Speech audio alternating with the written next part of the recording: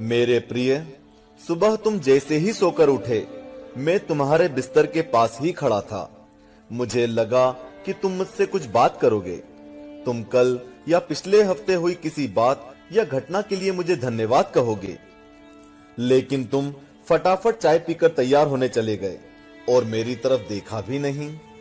फिर मैंने सोचा कि तुम नहा के मुझे याद करोगे, पर तुम इस उधेड़-बुन में लग गए कि तुम्हें आज कौन से कपड़े पहनने हैं। फिर जब तुम जल्दी से नाश्ता कर रहे थे और अपने ऑफिस के कागज इकट्ठे करने के लिए घर में इधर से उधर दौड़ रहे थे, तो भी मुझे लगा कि शायद अब तुम्हें मेरा ध्यान आएगा, लेकिन ऐसा नहीं हुआ।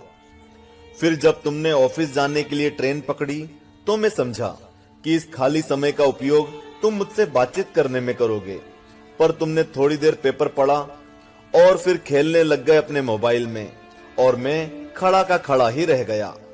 मैं तुम्हें बताना चाहता था कि दिन का कुछ हिस्सा मेरे साथ बिताकर तो देखो, तुम्हारे काम और भी अच्छी तरह से होने लगेंगे। लेकिन तुमने मुझसे बात ही नहीं की। एक मौका ऐसा भी आया जब तुम बिल्कुल खाली थे और कुर्सी पर पूरे 15 मिनट यूं ही बैठे रहे, लेकिन तब भी तुम्हें मेरा ध्यान नहीं आया। दोपहर के खाने के वक्त जब तुम इधर उधर देख रहे थे, तो भी मुझे लगा कि खाना खाने से पहले तुम एक पल के लिए मेरे बारे में सोचोगे, लेकिन ऐसा नहीं हुआ।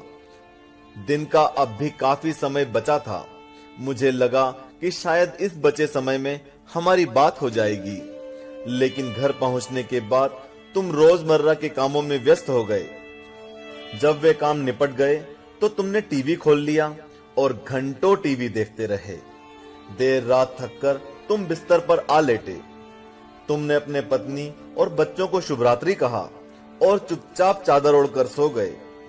मेरा बड़ा मन था कि मैं भी तुम्हारी दिनचर्या का हिस्सा बनूं, तुम्हारे साथ कुछ वक्त बिताऊं, तुम्हारी कुछ सुनूं, तुम्हें कुछ सुनाऊं, कुछ मार्गदर्शन करूं तुम्हारा, ताकि तुम्हें समझ आए कि तुम किस लिए इस धरती पर आए हो और किन कामों में उलझ गए हो। लेकिन तुम्हें समय ही नहीं मिला और मैं मन मार कर ही रह गया। मैं तुमसे बहुत प्रेम करता हूं। हर रोज मैं इस बात का इंतजार करता हूं कि तुम मेरा ध्यान करोगे और अपनी छोटी छोटी खुशियों के लिए मेरा धन्यवाद करोगे। पर तुम तब ही आते हो जब तुम्हें कुछ चाहिए होता है। तुम जल्दी में आते हो और अपनी मांगे मेरे आगे रखकर चले जाते हो। और मजे की बात तो यह है कि इस प्रक्रिया में भी तुम मेरी तरफ देखते नहीं। तुम्हारा ध्यान उस समय भी लोगों की तरफ ही लगा रहता है और मैं इंतजार करता ही रह जाता हूं। खैर, कोई बात नहीं, हो सकता है कल तुम्हें मेरी याद आ जाए, ऐसा मुझे विश्वास है और मुझे तुम में आस्था है।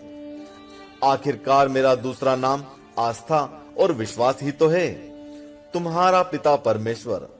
चूंकि हमने इस वीडियो का टारगेट 1 लाख लाइक्स रखा है, तो बिना देरी किए लाइक का बटन दबा दें और कमेंट बॉक्स में हरिओम लिखें। जय श्री कृष्णा।